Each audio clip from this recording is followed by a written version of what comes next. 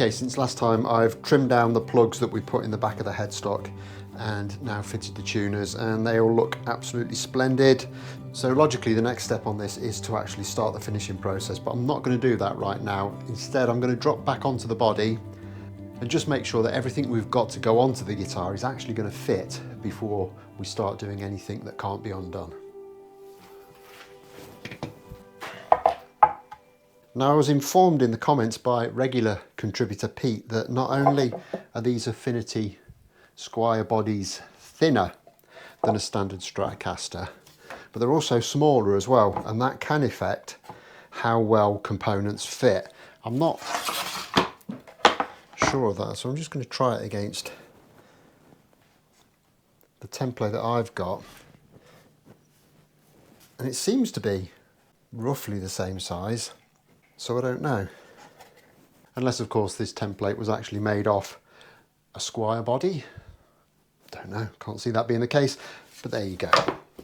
But either way, we need to make sure that all the new components we've got for this are actually going to fit without having to do any work on the routs. It's got a big route in there. I can't see there being any issues, but just for the sake of completeness, we'll do a little bit of a trial build and see where we end up. Now, I don't have the pots or the switch yet, but I have got some kind of replacement parts that will do the job probably. I mean, it all looks at first glance like it's going to fit, but I'll just take a bit of time. I'll chuck some stuff onto this scratch plate and then we can just get back and make sure that everything is as it needs to be before we progress any further.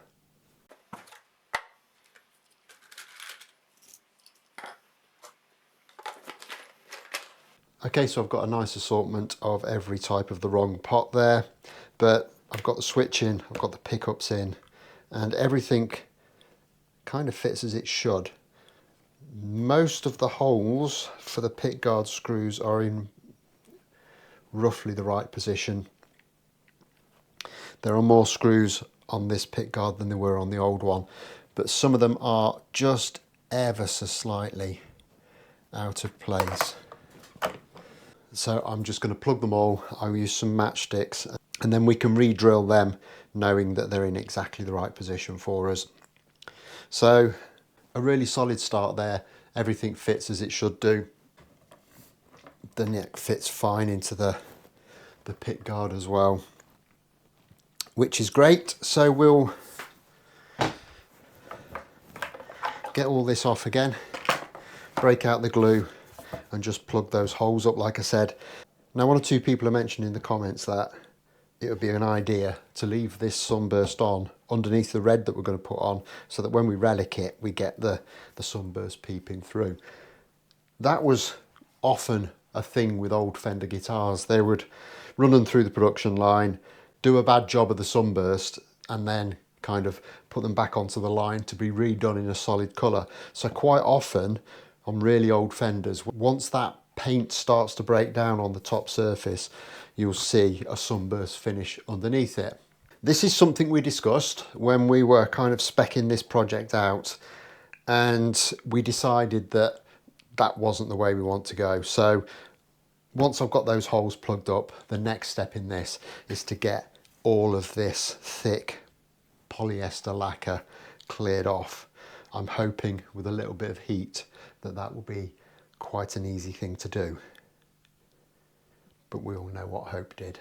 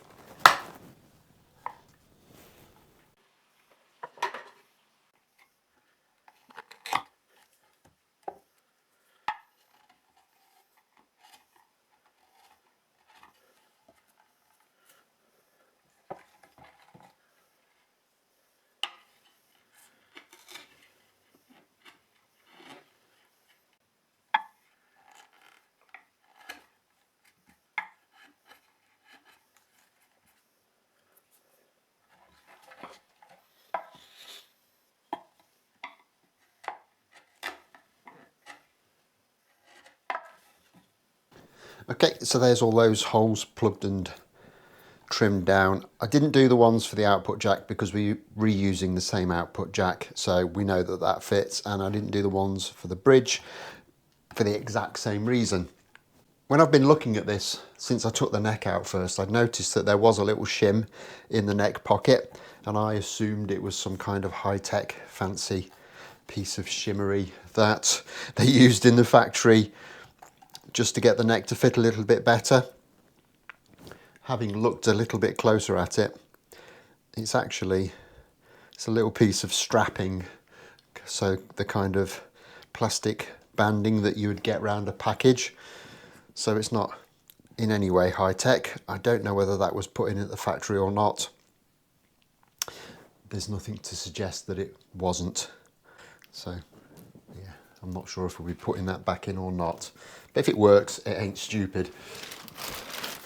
There was, however, one thing that was pointed out to me, which is a very valid point, and that is, because this body is thinner, I just need to be a little bit careful with the new screws that come with the new neck plate, because there is the potential that they're actually a bit too long and could poke through the front of the neck if we're not careful. So I've got the old neck screws here, so I'll just do a very quick visual check to make sure, and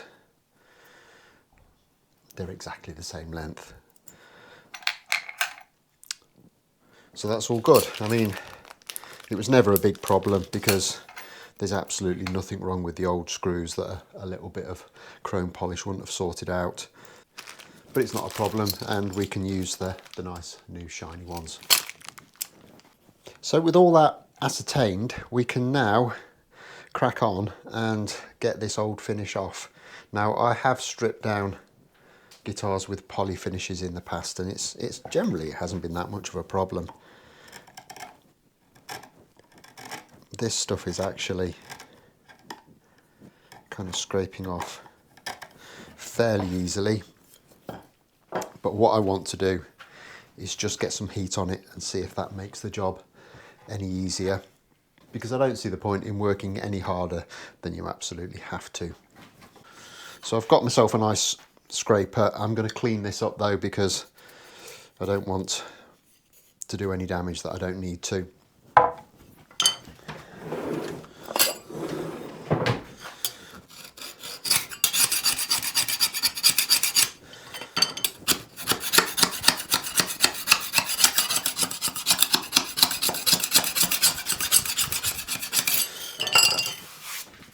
Clearly been doing some decorating with that because it's full of polyfiller.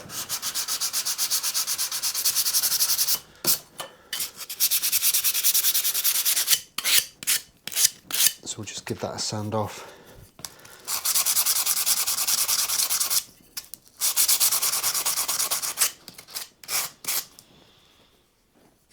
Now just feel there's no burrs or nicks or anything that will cause gouges. So happy to use that now, and we'll just see how this reacts to the application of a little bit of heat.